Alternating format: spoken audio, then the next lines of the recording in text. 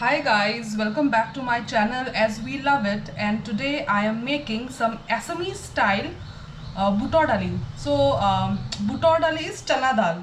This is chana dal, जो चने की दाल होती है ना वही।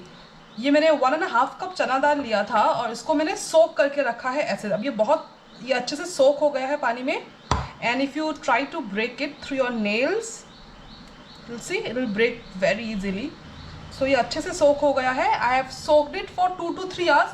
Now it depends on where are you staying. अगर बहुत गर्म जगह है तो फटाफट 1 घंटे में ही हो जाएगा ये. इसके साथ मैंने ये मूंग दाल है, नॉर्मल येलो मूंग दाल. इसका मैंने 1/2 कप लिया था, हाफ से भी थोड़ा सा कम कप, और इसको भी मैंने सोक करके रखा है.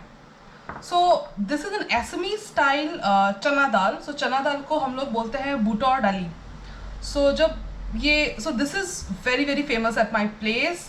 कुछ भी गेस्ट आते हैं, कुछ फंक्शन होता है, so this is one of the dish that we make.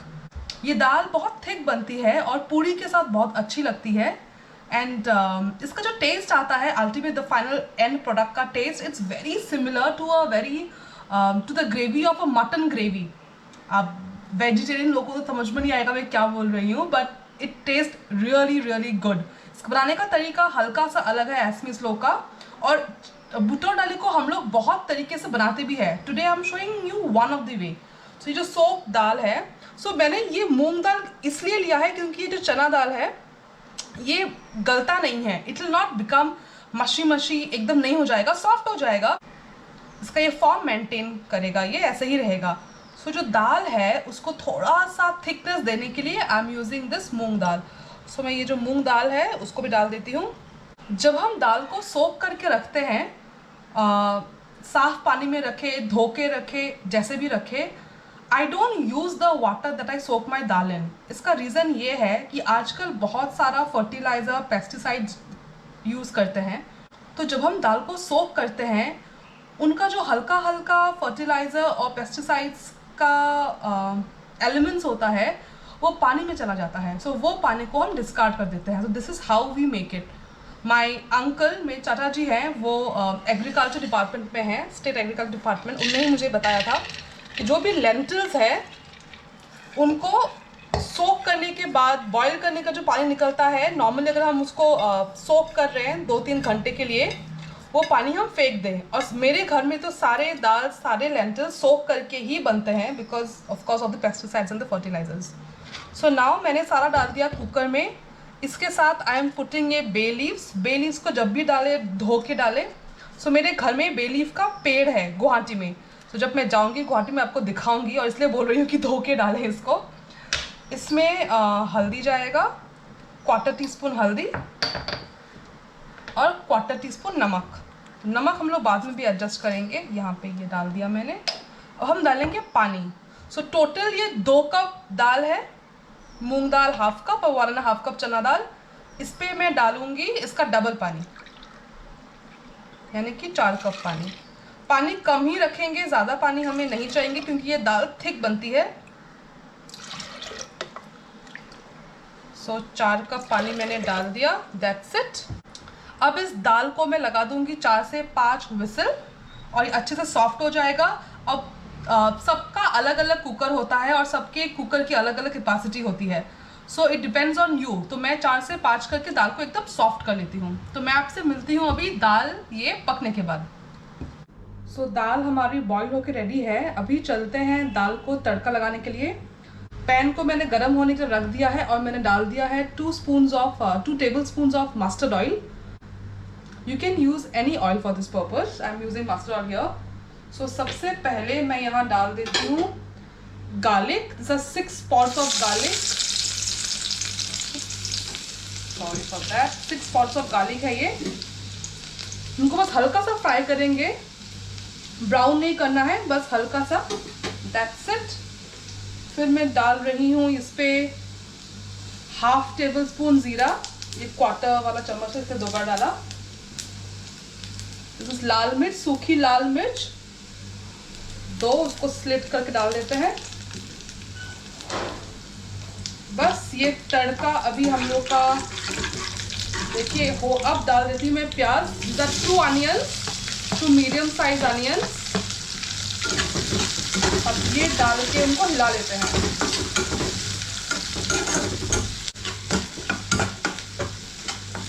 तो प्याज को हल्का सा सॉफ्ट करना है हमें, ब्राउन नहीं करना, बस हल्का सा सॉफ्ट करेंगे प्याज को।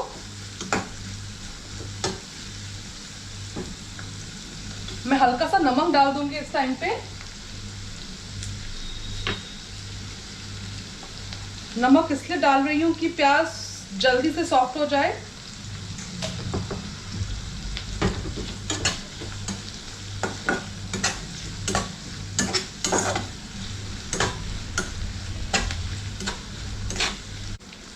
Onion looks ready now. देखिए अच्छा सा ट्रांसलूसेंट हो गया है। So at this point of time I add some masala here. This is Kashmiri lal mirch. This is for color. I'm adding half tablespoon of it. Some turmeric, हल्दी। हल्दी दाल में भी डाली थी इसलिए बहुत ही कम, क्वार्टर टीस्पून से भी कम हल्दी। नमक हमने डाल दी है दाल में भी और हल्का सा प्याज में भी, तो नमक अभी नहीं डालेंगे। इसको मिक्स कर लिया। That's it। अभी डाल देते हैं अपनी दाल। जो दाल बॉईल करके रखी थी इसको मैं सारा डाल दूंगी यहाँ पे।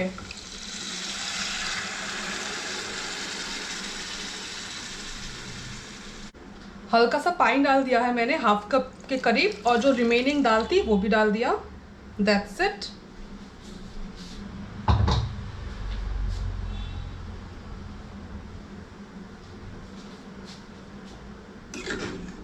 फ्लेम को मैंने हाई पे कर दिया है अभी।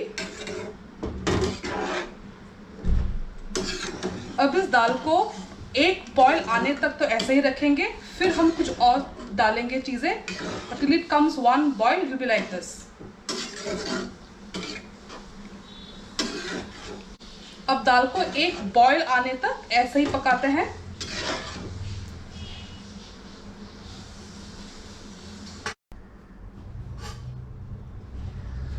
सो दाल में बॉईल आ गया है अभी। जो थिकनेस है दाल की इज परफेक्ट फॉर मी, ये ऐसे ही होना चाहिए। अब देख सकते हैं जो येलो मूंग दाल डाली थी वो गायब हो गई है क्योंकि वो एकदम घुल गई है 5 सीटी में, और जो चना दाल है it's still maintaining the texture, और जो ग्रेवी आपको थिक लग रही है it's because of the moong dal. So at this point of time मैं यहाँ डाल रही हूँ, दिस इज 1 इंच अदरक का टुकड़ा जिसको मैंने ग्रेट कर लिया है, इसको अभी डालेंगे। सो अदरक का जो हल्का कच्चा कच्चा फ्लेवर आएगा वो बहुत अच्छा लगता है इस पे। And this is 2 green chillies, इसको भी अभी डालेंगे, स्लिट करके डाला है मैंने। सो कच्चा फ्लेवर आता है, अच्छा लगता है इस पे। क्वार्टर टीस्पून डाल रही हूँ मैं, ये भुना हुआ जीरा का पाउडर है, रोस्टेड जीरा पाउडर।